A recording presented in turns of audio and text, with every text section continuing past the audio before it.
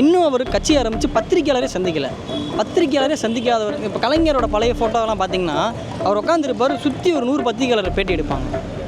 பத்திரிகையாளரை வந்து சந்திக்காதவன், அதாவது ஜனநாயகத்தோட 4வது தூண் பத்திரிகைன்னு சொல்கிறாங்க. அதை சந்திக்காத ஒருத்தன் பத்திரிகையை சந்தித்து அவன் என்ன மக்களோட கோரிக்கையை தான் வந்து பத்திரிகையாளருக்கு வந்து எழுப்புறாங்க. அவங்க தானாக ஒன்றும் ஒரு கேள்வி கேட்கல. பட் இவர் அதவே ஃபேஸ் பண்ண முடியலன்னா அவர் எப்படி மக்களை ஃபேஸ் பண்ணார், அதுக்கப்புறம் நகர்வுகள்லாம் எப்படி இருக்கும்?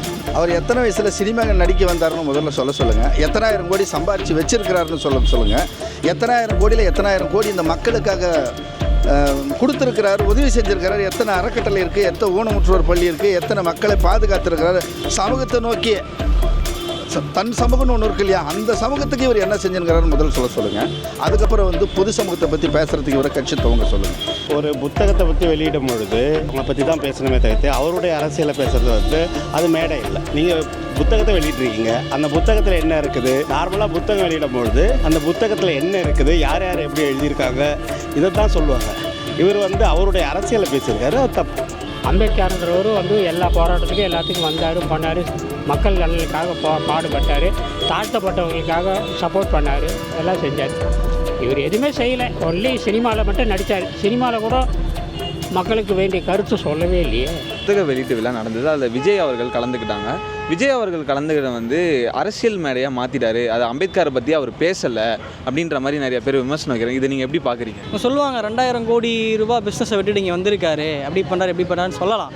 பட் அவருக்கு அவர் படத்துலேருந்தே ஒரு டைலாக் இருக்கும்ல, ஃப்ரெண்ட்ஸ் படம் பார்த்துருப்பீங்கன்னு நினைக்கிறேன். நீங்கள் எடுக்கிறது ஃபுல்லாமே தேவையில்லாத ஆணிதான்ற மாதிரி அவர் பண்ணுறது எல்லாமே தேவையில்லாத ஆணிதான் ஆக்சுவலாக. ஒரு புத்தகத்தை பற்றி வெளியிடும் பொழுது அவங்களை பற்றி தான் பேசணுமே தவிர்த்து அவருடைய அரசியலை பேசுகிறது வந்து அது மேடை இல்லை. நீங்கள் புத்தகத்தை வெளியிட்ருக்கீங்க, அந்த புத்தகத்தில் என்ன இருக்குது, நார்மலாக புத்தகம் வெளியிடும் பொழுது அந்த புத்தகத்தில் என்ன இருக்குது, யார் யார் எப்படி எழுதியிருக்காங்க, இதை தான் சொல்லுவாங்க. இவர் வந்து அவருடைய அரசியலை பேசியிருக்காரு, அது தப்பு. ஜஸ்ட் நடிகராக இருந்தாரே தவிர சமூக சேவையில் அதிகமாக ஈடுபடலை, அதிகமாக போராட்டங்களில் கலந்துக்கல, எதுவுமே செய்யலை. எப்படி அம்பேத்கரை இது பண்ண முடியும்? அம்பேத்கர் நிகழ்ச்சியில் அம்பேத்கரை பற்றி தான் பேசணும். அதை விட்டு வந்து என் மனசில் அவர் குடியிருக்கிறாரோ அவர் மனசில் அவர் குடியிருக்கிறார் சொல்கிறாரு. யார் மனசில் யார் குடியிருக்காங்க அவங்க 2 பேருக்கு தான் தெரியும், நமக்கு தெரியாது. ஏன்னா அவங்க அரசியல்வாதியார் ஆகிறாரு அவர், அதனால் அவருக்கு அதை பற்றி தெரியுமா என்னன்னு தெரியல. அம்பேத்கர் வரலாறை பற்றியும் அம்பேத்கர் புகழாரத்தை பற்றியும் அம்பேத்கருடைய பல நூற்றாண்டு கனவுகளை பற்றும் 10 நிமிடம் பேச முடியுமா? அம்பேத்கர் போன்ற ஒரு பெரிய ஒரு அறிஞரை பற்றி பேச வந்திருக்கும் போது அவரோட புத்தகத்தை பற்றி மட்டும்தான் பேசியிருக்கணும். எல்லோரும் என்ன சொன்னாங்கன்னா, விஜய் மாதிரி ஒரு பெரிய ஆள் போனால் அது வந்து நிறைய பேர் அந்த தொண்டர்கள் வாங்கி, இப்போ அவர் வந்து நடிகராக இருந்து கட்சி ஆரம்பிச்சிருக்காரு, தொண்டர்கள் நிறையா வாங்கி படிப்பாங்க அப்படின்னாங்க. பட் இவர் வந்து அதை சொல்லியிருக்கணும், அந்த புத்தகத்தை நான் வாங்கி ரீட் பண்ணேன், அதில் இவங்கெல்லாம் சொல்லியிருக்காங்க, இது இத்தனை பேர் எழுதியிருக்காங்க, இதெல்லாம் பண்ணியிருக்காங்கன்னு சொல்லியிருக்கணும். பட் அவர் அதை பண்ணலை, அது ஒரு பெரிய தப்பாக தான் நான் பார்க்குறேன். அம்பேத்கர்ன்றவர் வந்து எல்லா போராட்டத்துக்கும் எல்லாத்துக்கும் வந்தார், பண்ணார், மக்கள் நலனுக்காக பாடுபட்டார், தாழ்த்தப்பட்டவங்களுக்காக சப்போர்ட் பண்ணார், எல்லாம் செஞ்சார். இவர் எதுவுமே செய்யலை, ஒன்லி சினிமாவில் மட்டும் நடித்தார். சினிமாவில் கூட மக்களுக்கு வேண்டிய கருத்து சொல்லவே இல்லையே. ஏனென்றால் அம்பேத்கர் அப்படின்றால் என்ன, அது உள்வாங்காமல் புத்தக வெளியீட்டு விழாவுக்கு சினிமா போல் நடிக்க வரக்கூடாது. இல்லை, அந்த கருத்தை மக்களுக்கு எடுத்து சொல்லணும், அந்த தொண்டு என்னன்னு சொல்லணும், அந்த எழுத்துப்பூர்வமான அந்த எழுத்துக்கான எண்ணிக்கை நாட்கள் என்னன்னு சொல்லணும், எத்தனை வருடம், எத்தனை நாள், எத்தனை மாதம்னோ குறிப்பாக விஜய் அவர்களால் சொல்ல முடியுமா? அதாவது புக்கு வெளியீட்டு விழாவை புக்கு வெளியிட்ட விழாவாக பார்க்கணும். எல்லாத்தையும் அரசியலாக தான் ஆக்குறாங்க. அரசியல்ன்றது களத்தில் இறங்கணும். நீங்கள் வீட்டில் வச்சு இப்போ ரீசெண்டாக பார்த்தீங்கன்னா எல்லாத்துக்குமே வந்து அந்த இது கொடுத்துட்டு இருந்தார் இல்லையா, வெள்ள நிவாரணம் இது கொடுத்துட்டு இருந்தார். அந்த மாதிரி செட்டப்புக்கு அரசியல் கிடையாது. ஆதி காலத்துலேருந்து எம்ஜிஆர்லேருந்து பார்த்தீங்கன்னா, எம்ஜிஆர் இவரோட பெரிய மாஸ் நடிகர் தான். அவரே வந்து களத்தில் இறங்கி எத்தனையோ புயல் எல்லாமே பண்ணியிருக்காரு. நிவாரணம் கண்டிப்பாக விஜய் பண்ணியிருக்கணும். அது நிறைய விஷயங்களை கோட்டை வர்றார். ஏன்னா புத்தக வெளியீட்டு விழா என்பது அவர் வழக்கம் போல் ஒரு கவிஞர்கள், ஒரு கவிதைகள், ஒரு தமிழ் அறிஞர்கள் அப்படி கலந்து கொள்ளலாமே தவிர, என்னை பொறுத்தவரையில் அம்பேத்கர் சட்ட புத்தகம், அது அவருடைய வாழ்க்கை வரலாறை ஒருத்தர் தொகுத்து வழங்கியிருக்கிறார் என்றால் அந்த நூலை படித்து அது மக்களுக்கு எடுத்துன்னு சொல்ல அளவுக்கு தகுதி இருந்தால் மட்டுமே அந்த நூல் வெளியீட்டு விழாவில் கலந்து கொள்ள வேண்டும். பிஜேபி கவர்மெண்ட்டையும் டிஎம்கே கவர்மெண்ட்டையும் தாக்கி பேசியிருக்காரு. ஆனால் பிஜேபி கவர்மெண்ட்டுக்கு கோரிக்கை தான் வச்சிருக்காரு, டிஎம்கே கவர்மெண்ட் தான் ஓவராலாக தாக்கி பேசியிருக்காரு. இதை பற்றி நீங்கள் என்ன நினைக்கிறீங்க? அரசியல் அதெல்லாம் சகஜம் தானே. அவங்க என்ன அரசியல் நிலைப்பாடு எடுக்கிறாங்களோ அந்த ஆள் தான் பேசுவாங்க. நீங்கள் சொன்ன அந்த 2 கட்சியில் ஒரு பெரிய தேசிய கட்சியோட பி டீமாக தான் நான் பார்க்குறேன். ஆக்சுவலாக நான் விஜயோட பெரிய ஃபேன், ஆக்சுவலாக டைஹார்ட் ஃபேன் நான். இருந்தாலும் வந்து எனக்கு அவர் அரசியலுக்கு வந்தது பிடிக்கல. என்னை பொறுத்தளவுக்கு ஒரு பிஜேபிக்கு ஒரு கைக்கூலி தான் நான் சொல்ல வருவேன். அவர் பிஜேபி இயக்கக்கூடிய ஒரு சன் பரிவார கும்பல் தான் விஜயும். இல்லை, ஆளுங்கட்சி எடுத்தால் தான் அவருக்கு கைத்தட்டு வரும். இப்போது எதிர்கட்சியில் இருக்கவங்கள பற்றி பேசணும் வச்சுக்கேன், அவ்வளோ ஒரு பெரிய மவுஸ் வராது. என்ன தெரியுதுன்னா அவர் பிஜேபிக்கு சப்போர்ட் பண்ணுறாருன்னு தெரியுது. இப்போ அப்பட்டமாக தெரியுது. ஒரு கவர்மெண்ட்டும் சரியாக தான் நடத்திட்டு போகிறாங்க. அதை போய் விமர்சனம் பண்ணும்போது அப்போது அகைன்ஸ்ட் பார்ட்டிக்கு அவர் சப்போர்ட் பண்ணுறாருன்னா அவங்களுக்கு சப்போர்ட்டாக இருக்கிறாருன்னு அர்த்தம். இந்த கட்சி ஆரம்பித்ததே அவர் பிஜேபிக்காக தான் ஆரம்பித்தார். இது எல்லாருக்குமே தெரியும். ஆனால் அது மறைக்கிறாரு. அது நாளடைவில் வெளியே வரும். இதுதான் விஷயம். ரெண்டாவது வந்து திமுக ஒரு பயங்கரமாக தாக்கி பேசுகிறாருன்னா, இப்போ நிறைய பேர் ரீசெண்டாக கேள்விப்பட்டிருப்பீங்க, சமூக வலைதளங்களெல்லாம் திமுகவுக்கு ஆப்போசிட்டாக இருப்பாங்கள்ல, அவங்களாம் வந்து ஸ்டாலின் வந்து துண்டு சீட்டு பார்த்து படிக்கிறாரு அந்த மாதிரி சொல்லுவாங்க. பட் விஜயே தன்னோட கொள்கையே வந்து அவர் துண்டு சீட்டு பார்த்து தான் விஜய் படித்தார் சொல்லலாம். சரிங்களா? அதில் 80% கொள்கைகள் இருக்குல்ல, அது வந்து திமுகவோட கொள்கைகள் தான்.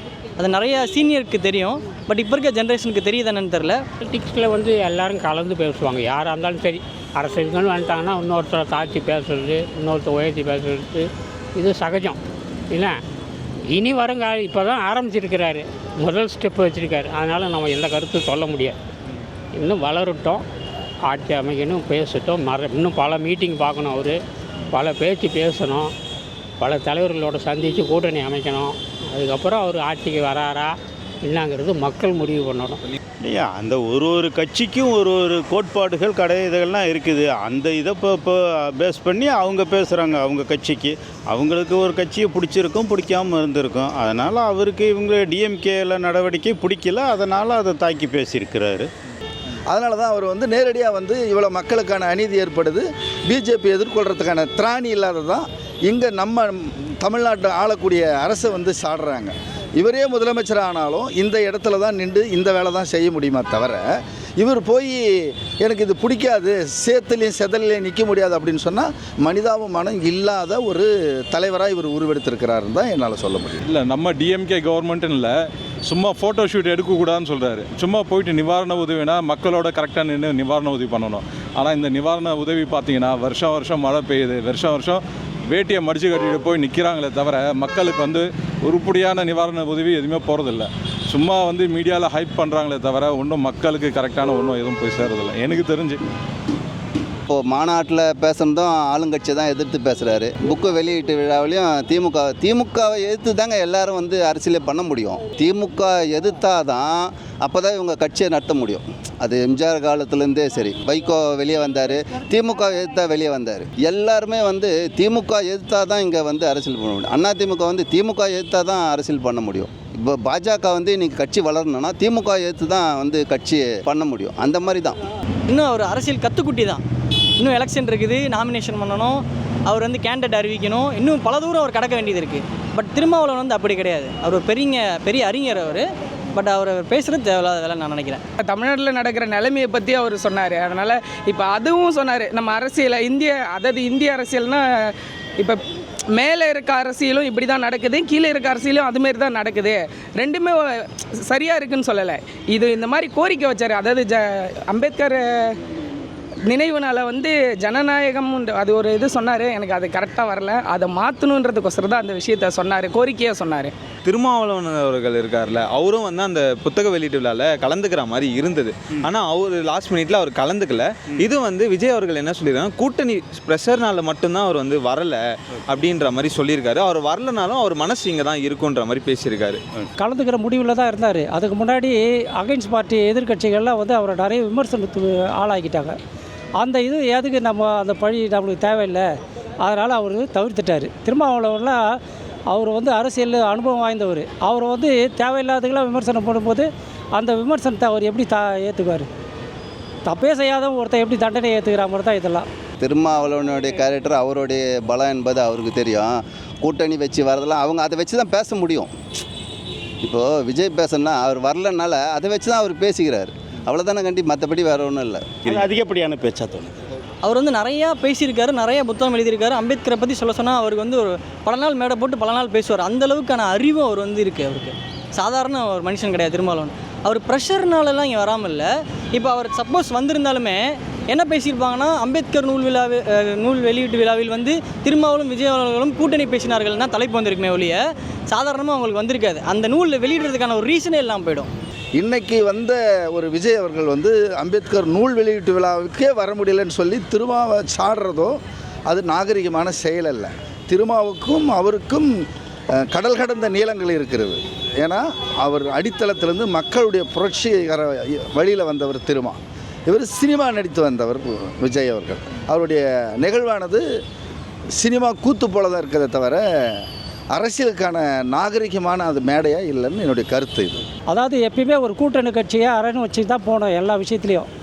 அந்த கூட்டணி கட்சியை பகச்சிங்கன்னா அவர் வெளியே வர போகிறாரு அப்படி இப்படின்னு அந்த கூட்டணியை உடைய போகுதுன்னு விமர்சனம் பண்ணும்போது இதனால் நம்மளுக்கு எதுக்கு கூட்டணி ஒரு பங்கம் வரணும்னு அவர் தவிர்த்துட்டார். இதுதான் விஷயம். விஜய் சொன்னது கரெக்டு தான். அவர் மனசு இங்கே தான் இருந்திருக்கும். ஆனால் அந்த நூல் மேலே தான் மனசு இருந்துங்க ஒழிய விஜய் வந்துட்டார் நம்ம போல் அந்த மாதிரிலாம் அவருக்கு ஒன்றும் ஒரு கில்ட்டி ஃபீல் இருக்க மாட்டார். அதுக்கான அறிக்கையை அவர் நேற்று விமான நிலையத்தில் பேட்டி கொடுத்துருக்காரு. அவர் சொன்னதும் கரெக்டு தான். ஆனால் விஜய் வந்து அவர் விமர்சிச்சிருக்காரு. இந்த மாதிரி வந்து அவரை தேவையில்லாமல் விமர்சிச்சிருக்காரு. அதுவும் தேவையில்லாத வேலை தான். அவர் வந்து இப்போ தான் கட்சி ஆரம்பிச்சிருக்காரு. 26 நாங்கள் வந்தால் மாறிடும் அப்படின்ற மாதிரி சொல்கிறாங்க. இது ஒவ்வொரு அரசியல் கட்சி தலைவர்களும் சொல்கிறது தான். இப்போது சப்போஸ் விஜய் வந்தால் என்ன மாதிரியான மாற்றங்கள்லாம் இருக்கும்னு நினைக்கிறீங்க, மாறும்னு நினைக்கிறீங்களா? 2026 பெருசாக ஒன்று இருக்காது. தலைவர் வந்து லியோ 2 எதிர்பார்க்கலாம் நான் நினைக்கிறேன். அவர் எத்தனை வயசில் சினிமா நடிக்க வந்தாருன்னு முதல்ல சொல்லுங்கள். எத்தனாயிரம் கோடி சம்பாரித்து வச்சிருக்கிறாருன்னு சொல்லுங்கள். எத்தனாயிரம் கோடியில் எத்தனாயிரம் கோடி இந்த மக்களுக்காக கொடுத்துருக்கிறாரு, உதவி செஞ்சுருக்கிறாரு. எத்தனை அறக்கட்டளை இருக்குது, எத்தனை ஊனமுற்றோர் பள்ளி இருக்குது, எத்தனை மக்களை பாதுகாத்துருக்கிறாரு. சமூகத்தை நோக்கி தன் சமூகம்னு ஒன்று இருக்கு இல்லையா, அந்த சமூகத்துக்கு இவர் என்ன செஞ்சுருக்கிறாரு முதல்ல சொல்லுங்கள். அதுக்கப்புறம் வந்து பொது சமூகத்தை பற்றி பேசுகிறதுக்கு இவரை கட்சி துவங்க சொல்லுங்கள். அது அப்படி சொன்னால் தான் அவருடைய ரசிகர்கள்லாம் வந்து உற்சாகப்படுவாங்க. புரியுங்களா? அவங்கள உற்சாகப்படுத்த தான் அப்படி பேசுகிறாரு. மற்றபடி வேறு ஒன்றும் கிடையாது. 2026 வர முடியாது. திமுக வந்து பலமாக இருக்குது. புரியுங்களா? அரசியல் கட்சி வந்தவொடனே முதலமைச்சர் ஆகிறதுலாம் வந்து அது எம்ஜிஆரோட போயிடுச்சு. இதுக்கப்புறமேட்டு யாராலையும் அதெல்லாம் முடியாது. அதாவது படமாக பார்க்கணும், சினிமாவை பார்க்கணும், ரசிகராக பார்க்கணும், அவ்வளோதான். அதை விட்டு வந்து படத்தில் நடிச்சுட்டு உடனே அரசியலுக்கு வந்து நான் முதலமைச்சர் ஆகிட்டேன்னா அது நடக்காத காரியம். சரிண்ணா, ஓகேண்ணா, நன்றிண்ணா. நிறைய சினிமா ஆக்டர்ஸ்லாம் இப்போவே ஓப்பனாக வந்து ஸ்டேட்மெண்ட்லாம் விந்தியா, ஆர்த்தி கணேஷ், அப்புறம் சமுத்திரகனி, எஸ்ஜே சூர்யா இவங்கெல்லாம் வந்து ஓப்பனாக கொடுத்துருக்காங்க. ஒரு 2000 கோடி மார்க்கெட் அவர்கிட்ட இருக்குது. அதை விட்டு இவர் வந்திருக்காருன்னா அந்த கட்ஸ்க்கே நாங்கள் அவர் பின்னாடி நிற்போங்க அப்படின்னு சொல்லுவோம். நம்ம மக்கள்கிட்ட கருத்து கேட்ட வரைக்கும் எல்லாருமே அவங்கவுங்க கருத்தை வந்து நம்மக்கிட்ட ஷேர் பண்ணியிருக்காங்க. இதை பற்றி நீங்கள் என்ன நினைக்கிறீங்கன்றதை கீழே கமெண்ட் பண்ணுங்கள். இதே மாதிரி நெக்ஸ்ட் டைலாக் ஷீட்டில் நான் உங்களை பார்க்குறேன். பாய்.